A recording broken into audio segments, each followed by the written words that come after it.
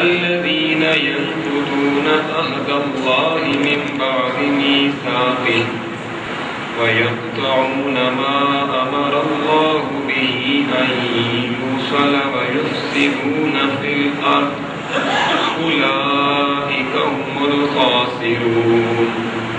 صدق الله مولانا العظيم وبلغنا رسوله النبي الكريم الأمين الرؤوف الرحيم. إن الله وملائكته يصلون على النبي يا أيها الذين آمنوا صلوا عليه وسلموا تسليما. اللهم صل وسلم على سيدنا ونبينا ومولانا محمد وعلى آل سيدنا ونبينا ومولانا محمد وبارك وسلم عليه. الصلاة والسلام عليك يا سيدي يا رسول الله وعلى آلك وأصحابك يا سيدي يا حبيب الله.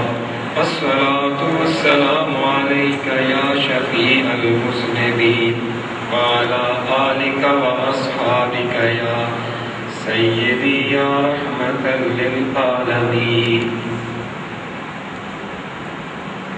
حمد و ثنا کے بعد قابل احترام میرے دینی اور یقینی دوستوں، بھائیوں اور بزرگوں، آج کا یہ ہفتہ وار درس قرآن مجید سورہ بقرہ کی آیہ کریمہ نمبر 26 اور 27 کے مضامین پر مشتمل ہوگا. دعا کریں رب العالمین ان آیات کریمات کا ہم سب کو صحیح معنوں میں فہم نصیب فرمائے اور پھر ان پر عمل پیرا ہونے کی توفیق بھی مرحمت فرمائے. ارشاد باری تعالی ہے ان اللہ لا یستحیی ان یضرب مثلا ما بعوضۃ فما فوقہا. بے شک اللہ تعالی قابل شرم قرار نہیں دیتا اس بات کو کہ بیان کی جائے مثال مچھر کی یا اس سے بھی بڑھ کر کسی چھوٹی چیز کی. فَأَمَّا الَّذِينَ آمَنُوا فَيَعْلَمُونَ أَنَّهُ الْحَقُّ مِن رَّبِّهِمْ. ہاں تو ایمان والے خوب جانتے ہیں کہ یہ حق ہے ان کے رب کی طرف سے. وَأَمَّا الَّذِينَ كَفَرُوا. اور وہ لوگ جو کافر ہیں فَيَقُولُونَ تو وہ کہتے ہیں مَاذَا أَرَادَ اللَّهُ بِهَذَا مَثَلًا کہ کیا ارادہ کیا ہے اس مثال کے ذکر سے. يُضِلُّ بِهِ كَثِيرًا وَيَهْدِي بِهِ كَثِيرًا. تو سنو گمراہی میں رہنے دیتا ہے اس کتاب سے بہت لوگوں کو اور بہتوں کو اس کتاب کے ساتھ وہ ہدایت عطا فرماتا ہے. وَمَا يُضِلُّ بِهِ إِلَّا الْفَاسِقِينَ. اور وہ گمراہی میں نہیں چھوڑے رکھتا مگر انہی کو جو فاسق ہیں. الَّذِينَ يَنقُضُونَ عَهْدَ اللَّهِ مِن بَعْدِ مِيثَاقِهِ. وہ لوگ جو توڑ دیتے ہیں اللہ تعالیٰ کے عہد کو، وعدے کو پختہ کر لینے کے بعد. وَيَقْطَعُونَ مَا أَمَرَ اللَّهُ بِهِ. اور وہ کاٹ دیتے ہیں اس کو جسے اللہ نے جوڑنے کا حکم دیا ہے. وَيُفْسِدُونَ فِي الْأَرْضِ. اور زمین میں فساد ڈالتے ہیں. اولئک هم الخاسرون. ایسے ہی لوگ نقصان اٹھانے والے ہیں. ان آیات کریمات کا ترجمہ سماعت کرنے کے بعد ان میں بیان کردہ مضامین کو آئیے ہم سمجھتے ہیں. آیات کریمات کا جو عمود ہے اور جو مرکزی عنوان ہے وہ یہ کہ اللہ تعالیٰ کو نہ تو کسی سے ڈرنے کی حاجت ہے، اللہ تعالیٰ کو نہ کسی سے کوئی حرص اور لالچ ہے۔ رب العالمین جو چاہے وہ کرتا ہے، جو چاہے وہ بیان فرما دیتا ہے، اس کو کوئی روکنے والا نہیں ہے، نہ اس کو کوئی پابند کرنے والا ہے، اور نہ ہی وہ کسی کی پرواہ کرتا ہے۔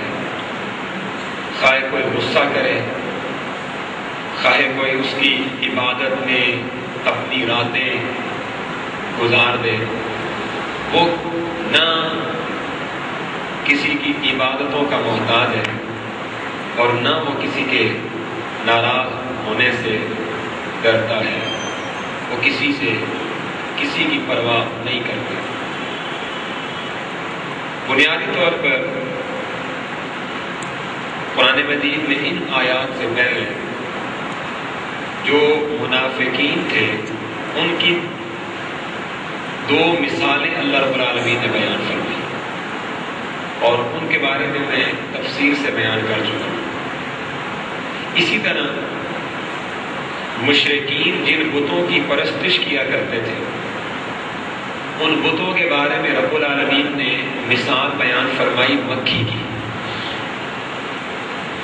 کہ ایک مکھی تک اگر تم انہیں کہو کہ یہ پیدا کر دیں تو وہ تو پیدا کر نہیں سکتے، اور عقیدے تمہارے ان بتوں کے بارے میں یہ ہے کہ یہ تمہارے نفع نقصان کے مالک ہیں، بلکہ ان کے وجود میں مکھی بیٹھ جائے تو یہ خود اپنے وجود سے مکھی دور نہیں کر سکتے، ہٹا نہیں سکتے۔ اسی طرح اسی قرآن مجید کے اندر نمرود کے ناک میں جو مچھر گھسا تھا اس کی مثال کو بھی بیان کیا گیا کہ اللہ چاہے تو مچھر جیسی چھوٹی سی مخلوق سے بھی بڑے بڑے کام لے لے۔ اور اسی طرح اب رہا کہ لشکر کو ذلیل کرنے کے لیے رب العالمین نے ابابیل بھیجے تھے، اور پھر ان ابابیلوں کا بیان اللہ نے قرآن مجید میں فرمایا کہ میں نے ان ابابیلوں کی چونچوں میں، ان کے پنجوں میں چھوٹے چھوٹے چنے سے بھی زیادہ چھوٹے کنکر دے کر کے ان کو بھیجا۔ ان چھوٹی سی چیزوں کے ساتھ کتنا بڑا کام دکھا دیا۔ تو یہ مثالیں جس وقت یہود و نصارہ نے پڑھی، ان کو بیان کی گئی، تو انہوں نے اپنی ضد میں، اپنے اناگ میں اور اپنی ڈٹائی میں یہ کہہ دیا کہ جی ایسی مثالیں اللہ کے کلام میں نہیں ہو سکتی، اگر یہ کلام اللہ کا ہوتا تو اس میں یہ مثالیں نہ ہوتی، یہ مچھر کی مثال، یہ جناب مکھی کی مثالیں، یہ ابابیل کی مثالیں اور یہ بادلوں کی مثالیں، یہ مثالیں جو آپ دے رہے ہیں قرآن مجید کے حوالے سے، یہ اس بات کی دلیل ہے کہ یہ اللہ کا کلام نہیں ہے، یہ کسی انسان کا بنایا ہوا ہے، کسی انسان کا سکھایا ہوا کلام۔ بنیادی طور پر میں آپ کو ایک بات بتاؤں گا کہ آپ جانتے ہیں انسان کی اس فطرت کو، میں ایک مثال دوں گا کہ اگر ایک شخص میرا دشمن بن جائے، وہ میرے مخالف ہے، تو یارو میں اس کو قرآن بھی پڑھاؤں گا اور میں اس کو صحیح معنوں میں اخلاص کے ساتھ سمجھاؤں گا، تو میرے سمجھانے پر، میرے قرآن پڑھانے پر بھی اسے غصہ آئے گا، اس لیے کہ اس کے دل میں میرے بارے میں دشمنی ہے۔ اسی طرح جس وقت ایک شخص دوسرے سے حسد کرتا ہوگا تو جس کے ساتھ حسد کیا جاتا ہے اس کے کمالات حسد کرنے والے کو برداشت نہیں ہوں گے۔ اس کے سامنے اگر اس کے کمالات بیان کرو، تعریف کرو نا، تو وہ اس میں سے بھی کہتا ہے کوئی نہ کوئی کیڑا نکال ہی لیتا ہے، کوئی نہ کوئی خامی نکالنے کی کوشش کرتا ہے۔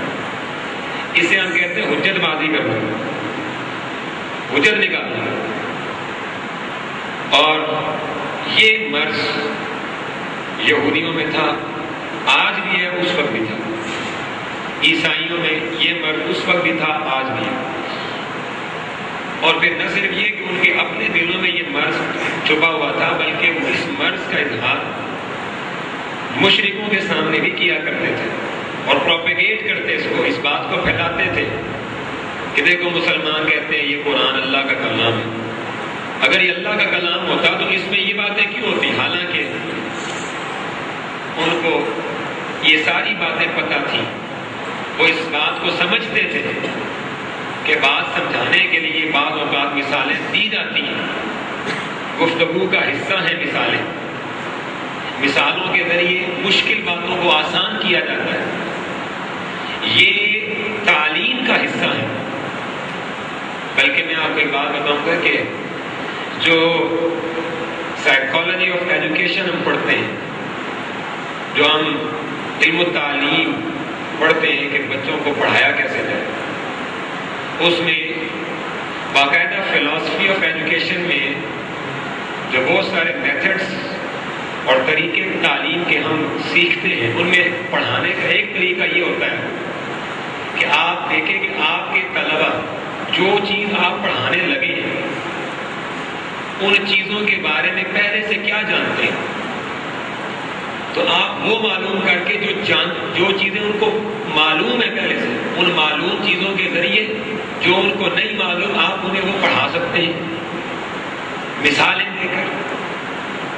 تو گویا یہ تو گفتگو کا حصہ ہوتا ہے، مثالیں دینا، بات آسان کرنے کے لیے مثال قائم کرنا، اور اس بات کو وہ یہودی سمجھتے تھے، وہ عیسائی سمجھتے تھے کہ یہ حقیقت ہے۔ لیکن میں پہلے بتا چکا ہوں کہ جس وقت آنکھوں پر ضد اور حسد اور بغض و عناد کی پٹی بندہ چڑھا لینا تو پھر انسان سورج کو دیکھ کر کے کہتا ہے نہیں تو نکلا ہی نہیں ہے، پھر انسان چاند کو دیکھ کر کہہ رہا ہوتا ہے نہیں یہ تو آسمان پہ آیا ہی نہیں، آپ اس کو لاکھ کہیں وہ دیکھو نکلا ہو، وہ کہے گا بھائی نہیں ہے چاند، اس لیے کہ اس نے اپنے آنکھوں پر جو پٹی باندھ رکھی ہے۔ تو اگر کوئی شخص اپنی آنکھوں پر پٹی باندھ لے اور چاند نکلا ہوا اسے نظر نہ آئے تو قصور چاند کا تو نہیں ہے نا، قصور تو اس کے اپنے اندر کے انسان کی وہ پٹی کھولے۔ قرآن مجید نے یہاں یہ فکر دی کہ اے قرآن پڑھنے والوں، قرآن کے اندر سے خامی وہی نکالے گا اس نے اپنی نگاہوں پر ضد کی، عناد کی، حسد کی، دشمنی کی پٹی باندھی ہوئی ہے۔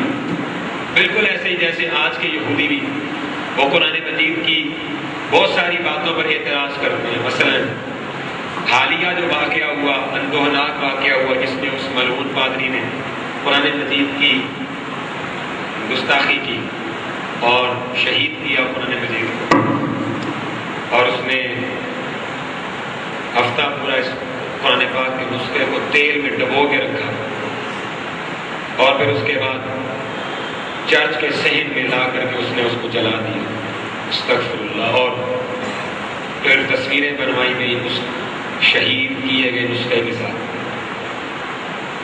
اور وہ اس کا کہنا کیا تھا؟ اس کا کہنا یہ تھا کہ میں نے قرآن پڑھا اور مجھے یہ نظر آیا کہ قرآن دہشت گردی کی تعلیم دیتا ہے، استغفر اللہ، اور میں نے اس قرآن پر یہ فرد جرم عائد کیا اور ہم نے ایک عدالت بنائی، 11-12 پادریوں نے مل کر ایک جیوری قائم کی اور اس کے اندر ہم نے یہ ثابت کیا کہ قرآن واقعی دہشت گردی سکھاتا ہے، استغفر اللہ، نعوذ باللہ من ذالک۔ تو ہم نے اس بات کی سزا دی ہے اس کو۔ اب مجھے آپ یہ بتائیں کہ قرآن مجید کے اندر سے اگر کسی کو یہ نظر آئے کہ یہ قرآن دہشت سکھا رہا ہے، استغفر اللہ، اس کا مطلب یہی ہوا نا کہ اپنی آنکھوں پر ضد کی پٹی باندھی ہوئی ہے، عناد اور دشمنی کی پٹی باندھی ہوئی ہے۔ تو قرآنی تعلیمات جن میں خیر ہے، قرآنی تعلیمات جن میں نور ہے، قرآنی تعلیمات جن میں رحمت ہے، قرآنی تعلیمات جو